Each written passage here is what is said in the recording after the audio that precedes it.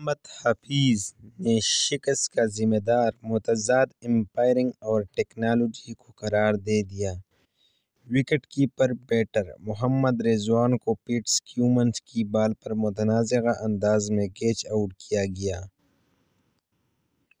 پاکستان کی ٹیم کے ڈائریکٹر محمد حفیظ نے جمعہ کو میلبرن کرکٹ گراؤنڈ MCG میں آسٹریلیا کے خلاف دوسرے ٹیسٹ میں 317 کے تعاقب میں مہمان ٹیم کے 79 رن سے شکست کے بعد متضاد امپائرنگ اور ٹیکنالوجی کی لعنت پر جزوی الزام لگایا۔ حفیظ نے میچ کے بعد ایک پریس سے خطاب کیا اور امپائروں کے متضاد فیصلوں کو لتاڑا جنہوں نے میلبرن میں پاکستان کی شکست کے دوران اپنا کردار ادا کیا تھا۔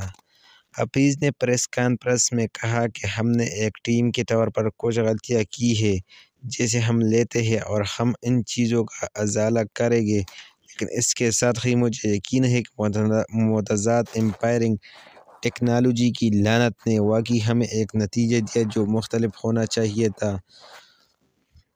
محمد رضوان کے خلاف فیصلے کے بعد پاکستان واپسی کرنے میں ناکام رہا۔ محمد حفیظ نے کہا کہ ہم میلبرن ٹیسٹ میں فتح کے بہت قریب تھے، لیکن مجھے پوری امید ہے کہ پاکستان سڈنی ٹیسٹ جیت سکتا ہے۔ انہوں نے بابر اعظم کو بھی مخاطب کیا جو ریڈ بال کرکٹ میں بڑا اسکور کرنے میں ناکام رہے کیونکہ 29 سالہ نوجوان نے ایک بھی نصف سنچری بنائے بغیر سال 2023 کا اختتام کیا۔ بابر اعظم ایک عظیم کھلاڑی ہے، ہماری خواہش ہے کہ وہ آنے والے میچوں میں بڑا اسکور کرے۔ وہ نیٹ پر واقعی اچھی بیٹنگ کر رہا ہے۔ ہم سڈنی ٹیسٹ میں بابر کے پاکستان کے لیے میچ وننگ اننگ کھیلنے کے منتظر ہیں۔ واضح رہے کہ حفیظ کا یہ تبصرہ پاکستان کے محمد رضوان کے متنازع آؤٹ ہونے کے بعد آیا ہے۔ آؤٹ ہونے کا وقت بہت اہم تھا کیونکہ مہمان ٹیم 307 رنز کے تعاقب کے دوران آرام سے بیٹنگ کر رہے ہیں۔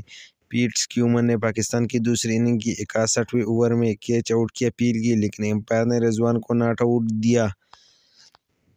آسٹریلین کپتان نے اس فیصلے پر نظر ثانی کرنے کا فیصلہ کیا کیونکہ ان کے خیال میں بال رضوان کے گلوں سے ٹکرائی تھی۔ تھرڈ امپائر نے مختلف زاویوں سے اپیل کا جائزہ لینے کے بعد یہ سمجھا کہ گیند کلائی کے بینڈ سے لگی جس کے اسپائک آئی، اس لیے آن فیلڈ امپائر کو اپنا فیصلہ تبدیل کرنے کو کہا گیا۔ تاہم ہاٹ اسپاٹ نے کوئی نشان نہیں دکھایا کیونکہ رضوان نے آخری سیکنڈ میں گیند سے نظریں ہٹا لی تھیں۔ رضوان جنہیں یقین تھا کہ انہوں نے بال کو نہیں چھوا بالکل بے اعتباری میں واپس پویلین لوٹ گئے۔